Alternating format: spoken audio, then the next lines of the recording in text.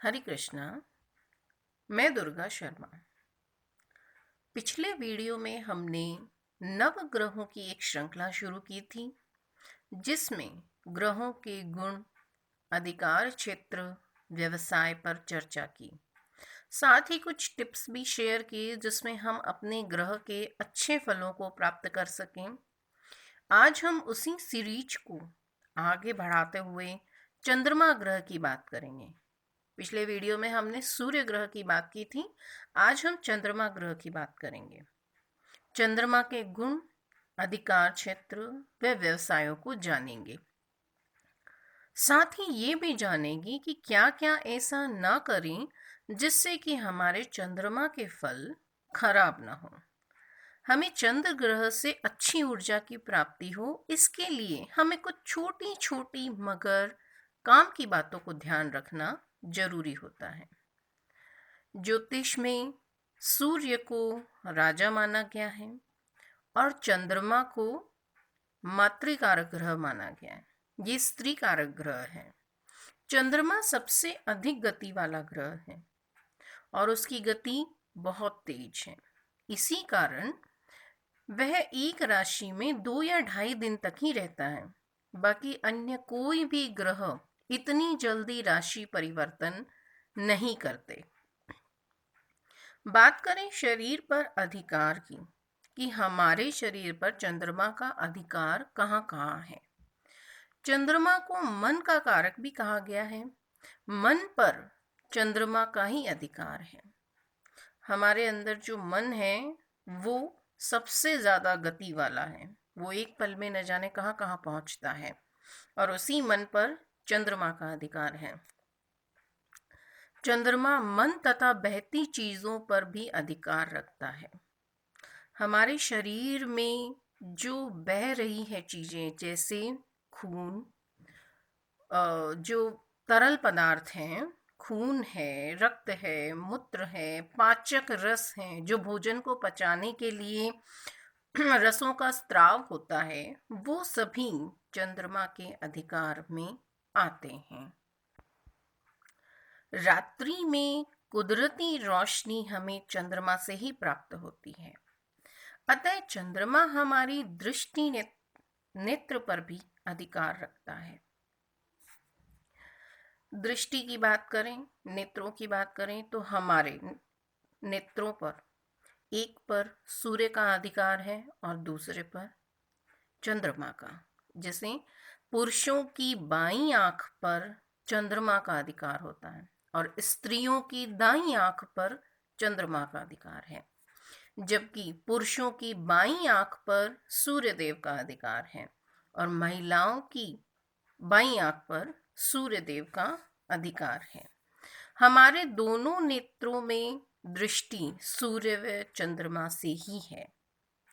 गुणों की अब बात करें हम चंद्रमा के गुणों की, तो चंद्रमा शीतलता, ठंडक प्रदान करने वाला है। यह शीतल है, पानी से जुड़ा है, अतः जल की शीतलता के गुण चंद्रमा में है। हवा में स्थित नमी, भाप, परिवर्तनशीलता, बदलाव पसंद, शीघ्र गति वाला तथा शीघ्र ही फल देने वाला चंद्रमा का गुण है। ज्योतिष में यह स्त्री कारक ग्रह है, अतः स्त्रियों के जैसे सौम्य शील गुण चंद्रमा से ही आते हैं। दया, ममता, स्नेह, प्यार, ये सभी चंद्रमा से हैं। चंद्रमा की कर्क राशि कुदरती कुंडली में चतुर्थ स्थान पर आती है। यह स्थान घर, धरती, मातृभूमि का है। घर, जमीन, मातृ प्रेम, देश प्रेम चंद्रमा से ही देखे जाते हैं। जिन जातकों की कुंडली में चंद्रमा शुभ फल दे रहा हो, ऐसे जातक अपने घर परिवार से लगाव रखते हैं, उनका सम्मान करते हैं, माता से उनका अत्यधिक प्रेम स्नेह होता है, साथ ही माता के लिए भी बहुत सम्मान होता है। देशभक्त होते हैं, मातृभूमि के प्रति आभारी रहते हैं। ऐसे जातकों में माँ के समान ही ममता, दया, स्नेह आदि के गुण देखे जा सकते हैं। अब बात करें हम कि चंद्रमा से कौन कौन सी बीमारियों को देखा जाता है, या चंद्र द्वारा प्रभावित व्यक्ति किन बीमारियों के अंतर्गत आएंगे।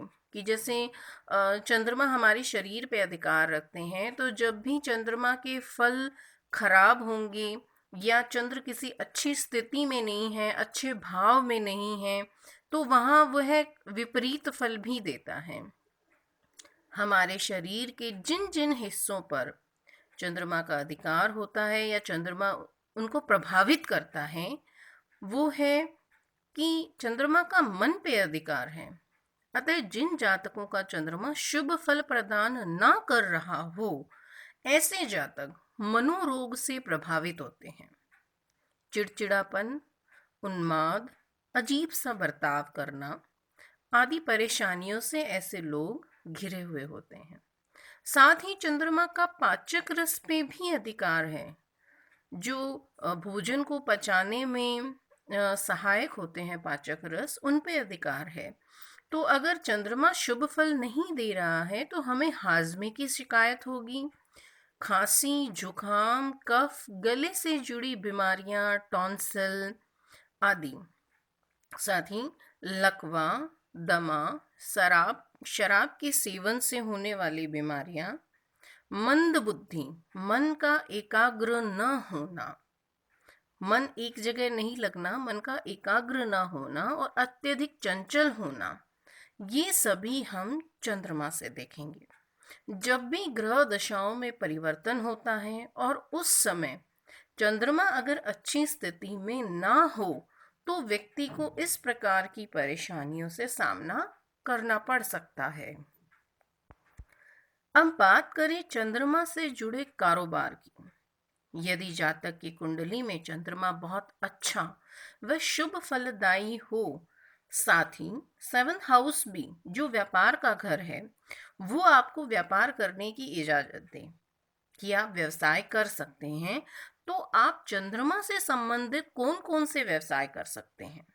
चंद्रमा जल से जुड़ा है, अतः आप सिंचाई, जल विभाग, मछली पालन, मोती, कपूर, चांदी या द्रव्य बहने वाली कोई भी ऐसी चीज जो द्रव्य पदार्थ है, तरल पदार्थ है, जैसे दूध, दही, डेयरी के जो प्रोडक्ट्स होते हैं वो, उसके साथ फल, क्योंकि फलों में रस होता है, फूल आदि की खेती कर सकते हैं। नर्सिंग है, नर्सरी जो लगाते हैं, नमक है, गन्ना, चीनी, तेल, पेट्रोल, डीजल या पानी, ये जो सभी जो पदार्थ हैं जो जल से ही जुड़े हुए हैं, साथ ही तरल पदार्थ भी हैं, बहने वाले पदार्थ भी हैं, तो ये सब चंद्रमा के अधिकार में हैं।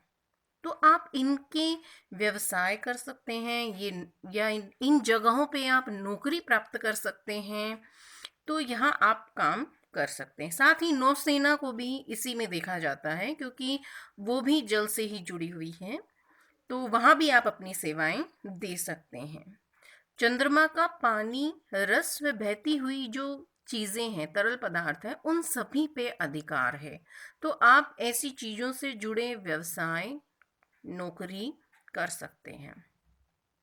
अगर जातक की कुंडली में चंद्रमा से जुड़ी परेशानियां हो, जिसकी वजह से उसकी नौकरी, व्यवसाय, स्वास्थ्य, मन आदि प्रभावित हो रहा है, तो जातक कुछ सामान्य से ऐसे काम कर सकता है जिनसे कि वो परेशानियों से उसे राहत मिले। अब हमें करना क्या है? जब हमें यह पता चले कि चंद्रमा की स्थिति खराब है, उसके फलों से जातक प्रभावित है, तो फलों को अच्छा करने के लिए आप चंद्र आधिकारिक क्षेत्रों को जानकर उपाय शुरू कर दें। जैसे चंद्रमा जल का कारक है, अतः पानी से जुड़े स्थान, पानी की टंकियां, घर के पानी के बर्तन, फ्रिज आदि सभी की नियमित रूप से सफाई करें। पेड़ों को लगाना, उनमें पानी देना, उनका रखरखाव करना, ये भी चंद्र के अधिकार में है। साथ ही जो मछलियां जैसे पानी में रहती है, उनको आप आटे की गोलियां खिलाएं। कि मछलियों को जो आटे की गोलियां बना के खिलाई जाती है वो खिलाएं, और दूध देने वाले पशुओं का पालन करें, क्योंकि दूध भी तरल पदार्थ है। वो पशुओं का पालन करें। अगर आप पालन नहीं कर सकते हैं उनका, तो फिर उनको कुछ घास वगैरह खिलाएं। स्त्रियों का सम्मान करें, माता का सम्मान करें। हो सके तो हाँ, घी, दूध, दही, शक्कर, फल, पानी, इन सब चीज़ों को जो ज़रूरतमंद व्यक्ति हैं उन्हें दान करें। और दान करने से चंद्रमा हमें शुभ फल प्रदान करेगा। रात्रि के समय चंद्रमा के दर्शन करें, हाथ जोड़कर प्रार्थना करें कि हमारा जीवन मंगलमय हो। तथा भूल कर भी एक कार्य ना करें, पानी की बर्बादी ना करें। अगर आप पानी को बर्बाद करते हैं, घर में पानी वेस्ट करते हैं, या बाहर कहीं पे भी आप पानी वेस्ट करते हैं, तो ये एक बहुत ही खराब चीज़ होती है, खराब फल देने वाली होती है। जैसे आपने रात को पानी भर के रखा है अपने पास में, अगर आपने नहीं पिया है और सुबह जाके आप फिर उसे ऐसे ही पानी को व्यर्थ ही सिंक में डाल देते हैं, तो ये काम जो है वो पानी को वेस्ट करना है। आप सिंक में डालने के बजाय उसे आप पेड़ पौधों में दीजिए, या फिर जो पक्षियों के कुछ पानी पीने की जगह हो वहाँ डाल दीजिए, या आपके घर में पशु वगैरह हैं तो उनको पिला दीजिए पानी सारा इकट्ठा करके। लेकिन आप पानी को बर्बाद मत कीजिए।